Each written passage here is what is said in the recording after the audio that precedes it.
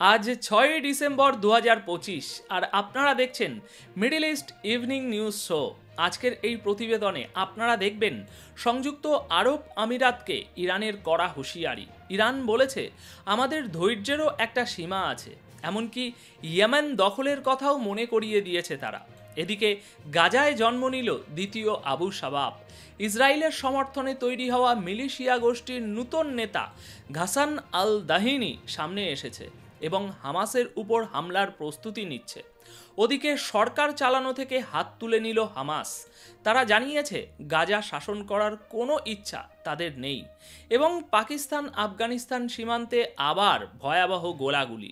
4 জন সাধারণ নাগরিকের মৃত্যু হয়েছে এবং সীমান্তে উত্তেজনা চরমে, যা যুদ্ধের আশঙ্কা বাড়িয়ে তুলেছে।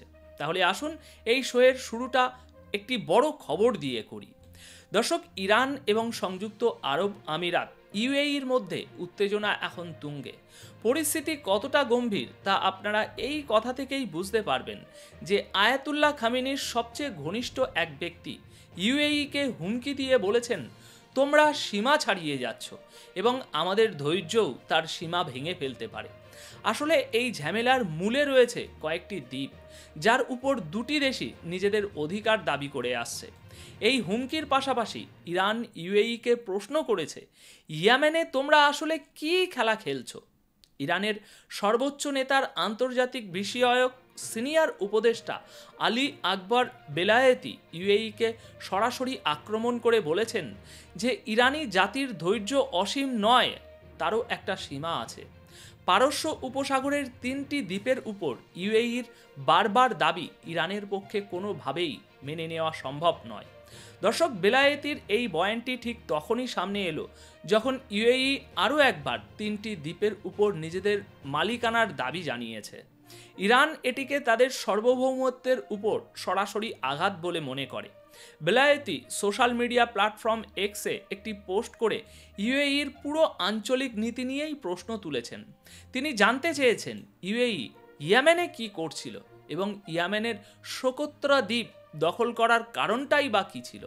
তিনি আরও বলেন যে ইউএই ঔপনিবেশিক শক্তিগুলোর সঙ্গে হাত মিলিয়ে একটি কাল্পনিক ট্রানজিশনাল এম্পায়ার বা আন্তর্জাতিক সাম্রাজ্য তৈরির চেষ্টা করছে।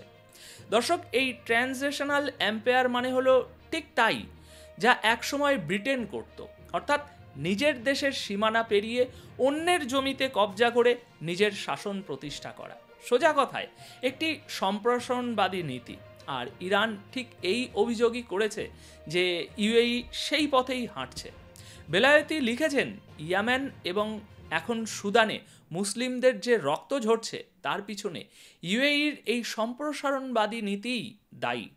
তাই এখন এই প্রশ্নটা ওঠা খুবই জরুরি যে ইউএই আসলে কি চায় এবং কার ইশারায় তারা গোটা অঞ্চলে এই অস্থিরতা তৈরি করছে। তিনি পরিষ্কার ভাষায় বলেছেন যে আবু মুসা এবং অন্যান্য দ্বীপগুলো হাজার হাজার বছর ধরে ইরানের অংশ এবং এগুলোর উপর কোনো নূতন দাবিকে মেনে নেওয়া হবে না। তেহরানের মতে ইউএইর এই দাবিগুলো শুধুমাত্র প্রতীকী নয়, বরং পশ্চিমা শক্তিদের সঙ্গে মিলে একটি বড় আঞ্চলিক এজেন্ডা বাস্তবায়নের চেষ্টা। আর এই কারণেই ইরান বারবার খোলাখুলি জবাব দেওয়ার কথা বলছে। কিন্তু প্রশ্ন উঠছে, ইরান কি ইউএইর উপর হামলা করতে পারে, মিসাইল বর্ষণ করতে পারে? দেখুন, ইরানের এই বয়ান থেকে এটা মনে হচ্ছে না যে তারা এখনই কোনো সামরিক সংঘাতে জড়াতে চায়। তবে এটা পরিষ্কার যে ইরান এখন থেকে ইউএইর প্রত্যেকটি আঞ্চলিক দাবিকে সরাসরি চ্যালেঞ্জ জানাবে। এটিকে একটি কূটনৈতিক হুঁশিয়ারি হিসাবেও দেখা হচ্ছে। অর্থাৎ যুদ্ধ হয়তো হবে না, কিন্তু চাপ বাড়ানোর কৌশল স্পষ্ট দেখা যাচ্ছে। ইরান এই বার্তা দিচ্ছে যে ইউএই যদি বারবার এই সীমা লঙ্ঘন করে তাহলে ইরান পারস্য উপসাগর এবং সমুদ্রপথে নিজেদের অবস্থান আরও কঠোর করবে। আর ইরান যদি হরমুজ প্রণালীতে সামান্য কড়াকড়িও করে, কলকাঠি নাড়ে, তবে ইউএইর তেল ব্যবসার উপর তার সরাসরি একটা বিরাট বড় প্রভাব পড়বে। দর্শক, এবার আসি গাজা থেকে আসা একটি চমকে দেওয়ার মতো খবর। এক আবু শাবাব মরেছে তো কি হয়েছে, আর একজন তৈরি হয়ে গেছে। হ্যাঁ, ঠিকই শুনেছেন। ইয়াসের আবু শাবাব নিহত হওয়ার মাত্র কয়েক ঘন্টার মধ্যেই তার ইসরায়েল সমর্থিত মিলিশিয়া গোষ্ঠী তাদের নূতন নেতার নাম ঘোষণা করেছে। এবার আবু শাবাবের ডেপুটি ঘাসান আল দাহিনী দলের দায়িত্ব নিয়েছে। পপুলার ফোর্সেস নামের এই গোষ্ঠীটি দক্ষিণ গাজার সেই অংশে সক্রিয় যা ইসরায়েলি ডিফেন্স ফোর্স আইডিএফ এর নিয়ন্ত্রণে রয়েছে। তারা ফেসবুকে ঘাসান আল দাহিনীর একটি ভিডিও পোস্ট করেছে যেখানে তাকে মিলিটারি পোশাকে সৈন্যদের প্রদর্শন করতে দেখা যাচ্ছে, যেন সে কিছু প্রমাণ করতে চাইছে। তার কয়েক ডজন সশস্ত্র যোদ্ধাকে দেখা যাচ্ছে যারা ইসরায়েলের টাকা এবং অস্ত্রে পালিত হচ্ছে, আর তারা যে কোনো সময় হামাসের উপরে হামলা চালাতে পারে। এই গোষ্ঠীটি এখন নূতন সদস্য নিয়োগের জন্য কোমর বেঁধে নেমেছে। তাদের বার্তা স্পষ্ট, হামাস থেকে মুক্ত না হওয়া পর্যন্ত লড়াই চলবে। অন্যদিকে হামাস নাম না করেই কড়া হুঁশিয়ারি দিয়ে বলেছে, যেই ইসরায়েলের দালাল হবে তার পরিণতি আবু শাবাবের মতোই হবে। গাজার হামাস নিয়ন্ত্রিত স্বরাষ্ট্র মন্ত্রণালয় জানিয়েছে, এই ধরনের লোকেদের অবিলম্বে নিরাপত্তা দপ্তরে আত্মসমর্পণ করা উচিত, যাতে তাদের বিরুদ্ধে আইনি ব্যবস্থা কিছুটা নরমভাবে নেওয়া যায়। অর্থাৎ একদিকে যেমন স্পষ্ট হুমকি, তেমনি তওবা করার জন্য একটি খোলা দরজাও রেখেছে হামাস। দর্শক, গাজা থেকে আরও একটি বড় খবর, হামাস সরকার পরিচালনা করতে আর রাজি নয়। তারা জানিয়েছে একটি টেকনোক্র্যাট কমিটি বা বিশেষজ্ঞদের নিয়ে গঠিত সরকারে তাদের সম্মতি রয়েছে, কিন্তু ইসরায়েলি পথে বাধা সৃষ্টি করছে। শুক্রবার আল আরাবিয়ার সঙ্গে কথা বলার সময় হামাসের একজন সিনিয়র কর্মকর্তা এই বড় বয়ানটি দেন। তিনি বলেন যে হামাস এখন আর গাজা শাসন করার কোনো ইচ্ছা রাখে না এবং পরবর্তী পর্যায়ের জন্য একটি টেকনোক্র্যাট কমিটি তৈরিতে তারা ইতিমধ্যেই রাজি হয়েছে।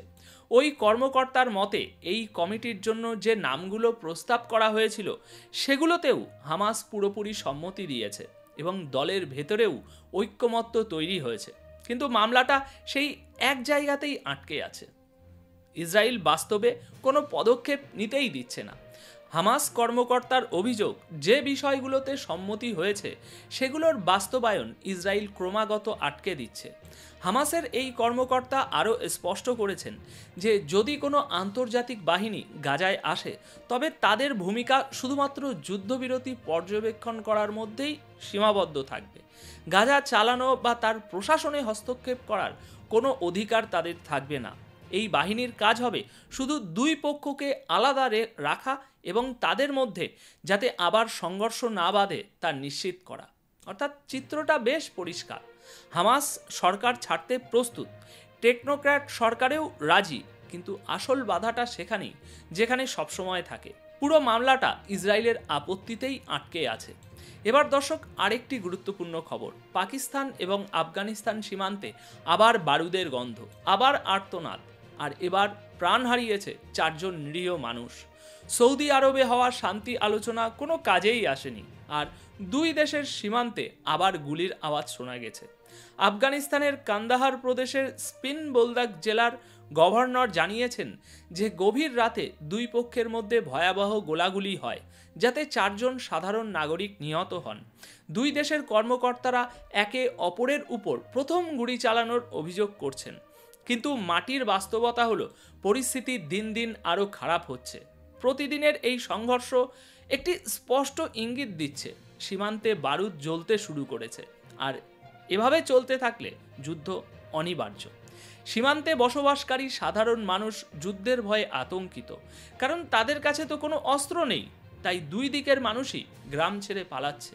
কিন্তু পরিস্থিতি অত্যন্ত উত্তেজনাপূর্ণ, কারণ প্রতিদিনই সীমান্তে এই ধরনের সংঘর্ষ হচ্ছে। সৌদি আরব বা তুরস্ক কোনো জায়গার আলোচনাই কাজে আসছে না। মনে হচ্ছে আফগানিস্তান আর পাকিস্তান শেষ পর্যন্ত যুদ্ধ করেই ছাড়বে। এই মুহূর্তে আফগানিস্তানের যুদ্ধ করা উচিত নয়, কিন্তু পাকিস্তানের কি উচিত? অনেক সময় নিজের দেশের মানুষের মনোযোগ অন্যদিকে ঘুরিয়ে দেওয়ার জন্য ছোটোখাটো যুদ্ধ একটি বড় উপায় হয়ে দাঁড়ায়। পরে সেটাকে নির্বাচনে কাজে লাগানো হয় এবং প্রচার করা হয় যে দেখুন আমরা এটা করেছি, ওটা করেছি। দুই দেশই নিজেদের বিবৃতিতে দাবি করে যে তারা একে অপরের বিরাট ক্ষতি করেছে, কিন্তু বাস্তবে হেরে যায় সাধারণ মানুষ। দর্শক, এটাই ছিল আজকের সন্ধ্যার মধ্যপ্রাচ্যের বড় ছবি। আজ যা ঘটছে তার চেয়ে বেশি গুরুত্বপূর্ণ হলো যা হতে যাচ্ছে সেটা বোঝা, আর চেষ্টা করছি আপনাদের সামনে সেই ভবিষ্যতের দরজাটাই খুলে দিতে। ইরান ইউএই উত্তেজনা, গাজার ক্ষমতার নূতন অঙ্ক, পাকিস্তান আফগানিস্তান সীমান্তের এই ক্রমশ বাড়তে থাকা আগুন, এই প্রতিটা ঘটনাই মধ্যপ্রাচ্যের ভবিষ্যৎ বাস্তবতা লিখতে শুরু করেছে। ভালো থাকুন, সতর্ক থাকুন। ধন্যবাদ আপনাদের সকলকে।